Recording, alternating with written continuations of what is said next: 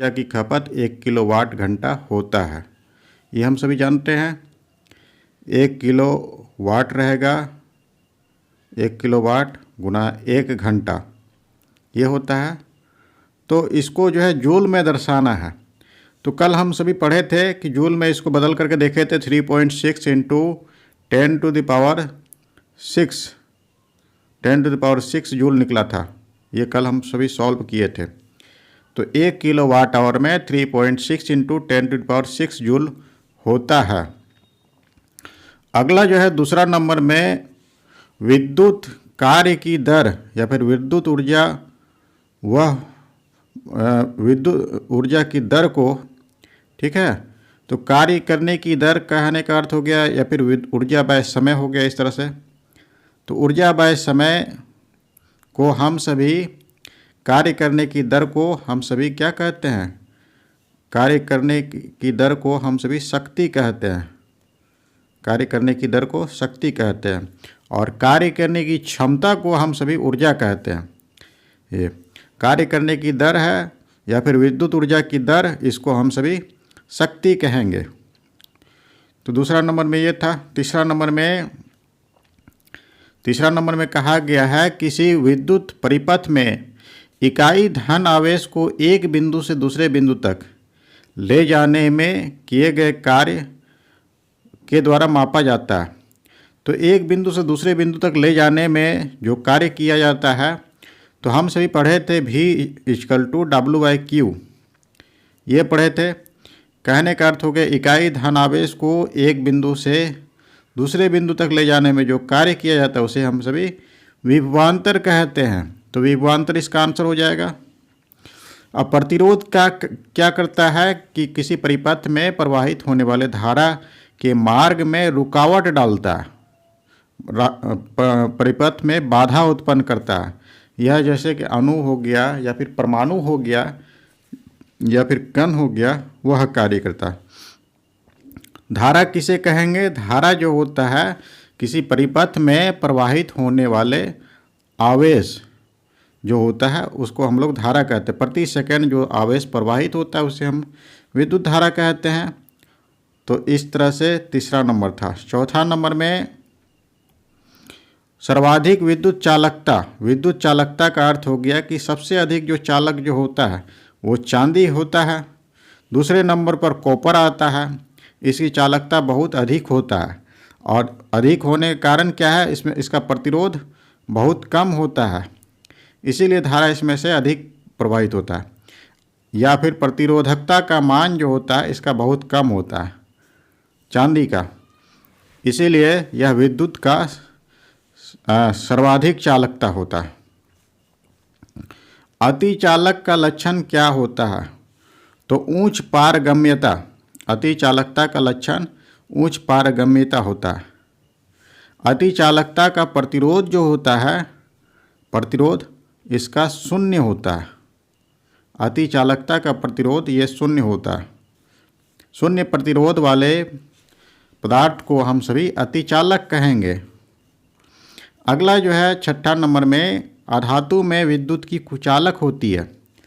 क्योंकि तो चालक होने के लिए क्या होना चाहिए? चालक उसी को हम लोग कहते हैं जिसमें मुक्त इलेक्ट्रॉन की संख्या अधिक होता है। तो इलेक्ट्रॉन मुक्त रहेगा तभी प्रवाहित होता है। तो अधातु में क्या होता है? विद्युत की कुचालक होता है क्योंकि उसमें मुक्त इलेक्ट्रॉन नहीं होते हैं, मुक्त इलेक्ट्रॉन नहीं होता है, इसी कारण से ये कुचालक होता है। इलेक्ट्रॉन क्या होता है? इसमें से बंधा हुआ रहता है, उसको अलग नहीं किया जा सकता। इस तरह से कह सकते हैं, हम मान सकते हैं। तो छठा नंबर क्वेश्चन में इसको ये था। सातवां नंबर में, तांबा मुख्य रूप से विद्युत चालन के लिए प्रयोग किया जाता है। तांबा, जैसे कि हम लोग पढ़ रहे थे, चांदी का जो है प्रतिरोध बहुत कम होता है, इसीलिए इसको हम लोग विद्युत धारा का सबसे अच्छा चालक मानते हैं, चालक कहते हैं। और दूसरे नंबर पर तांबा आता है।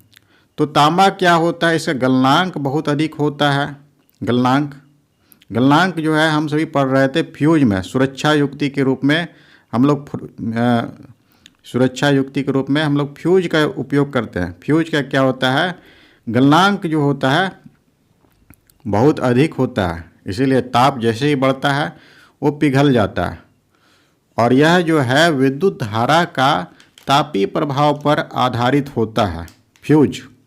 और इसका गलनांक जो होता है ये बहुत अधिक होता है। साथ ही साथ जो होता है प्रतिरोध जो होता है फ्यूज का वो कम होता है। तांबा जो है, तांबा के बारे में हम सभी जान रहे हैं। इसका विद्युत चालन के लिए प्रयोग क्यों किया जाता है? यह सस्ता होता है या टिकाऊ होता है, इसकी विद्युत प्रतिरोधकता जो है बहुत कम होता है। इसी कारण से हम सभी तांबा का प्रयोग विद्युत चालन के लिए तार के रूप में करते हैं। तांबा का प्रतिरोध जो होता है 10⁻⁸ कोटि का होता है। इसी कारण से इसका प्रयोग जो है विद्युत चालन के लिए किया जाता है। अगला में इसमें से हम सभी देख रहे हैं, आपस में जुड़ी दो आवेशित वस्तुओं के बीच विद्युत धारा नहीं बहता है। तो विद्युत धारा की तुलना से हम लोग जल धारा से किए थे, तो हम सभी देखे थे कि जब ऊंचाई अगर समान हो जाता है या फिर ढाल अगर समान हो जाए तो उसमें से धारा प्रवाहित नहीं होता है, जल धारा प्रवाहित नहीं होता है। उसी प्रकार से हम सभी समझे थे वैद्युत दाब के बारे में। तो वैद्युत दाब में क्या होता है, इसमें से अधिक विभव से कम विभव की ओर धारा बहती है। तो इसमें से पूछा आपस में जुड़ी दो वस्तुओं के बीच विद्युत धारा कब नहीं बहेगा? जब जो है विभवांतर जो है, विभवांतर दोनों सिरों के बीच जो है वो समान हो जाए या फिर विभवांतर का मान 0 हो जाए, उस समय धारा प्रवाहित नहीं होता है। या फिर समान विभव पर, विभव दोनों सिरों के बीच जो है विभव जो है समान हो जाए, 10 वोल्ट का 5 वोल्ट का विभवांतर एक सिरे पर है और दूसरे सिरे पर भी 5 वोल्ट है, तो दोनों को माइनस करेंगे तो विभवांतर जो है 0 निकलता है। तो इस स्थिति में क्या होता है कि धारा का प्रवाह नहीं होता है। अगला क्वेश्चंस में प्रत्यावर्ती धारा एसी करंट को डीसी करंट में कन्वर्ट करने के लिए परिवर्तित करने की युक्ति को हम लोग रेक्टिफायर कहते हैं। रेक्टिफायर एक यंत्र है जिसके माध्यम से हम सभी एसी धारा, जिसकी आवृत्ति जो होता है वो 50 हर्ट्ज, कल हम सभी पढ़ रहे थे, ये होता है 50 हर्ट्ज। तो उसको जो है एसी करंट को डीसी में बदलने वाला जो होता है यंत्र, उसे हम सभी रेक्टिफायर कहेंगे। तो इसी में एक इन्वर्टर है, ट्रांसफार्मर है। ट्रांसफार्मर जो होता है ये एसी धारा को अधिक दूर तक संचालित करने के लिए किया जाता है। और विद्युत फिटिंग में एक तार को भू संपर्कित करते हैं, जिसे अर्थिंग कहते हैं। तो इसका कारण होता है यदि लघु पतन हो जाए। लघु पतन में क्या होता है, एक लिविंग वायर है और एक नेचुरल वायर है। लिविंग वायर और एक नेचुरल वायर होता है।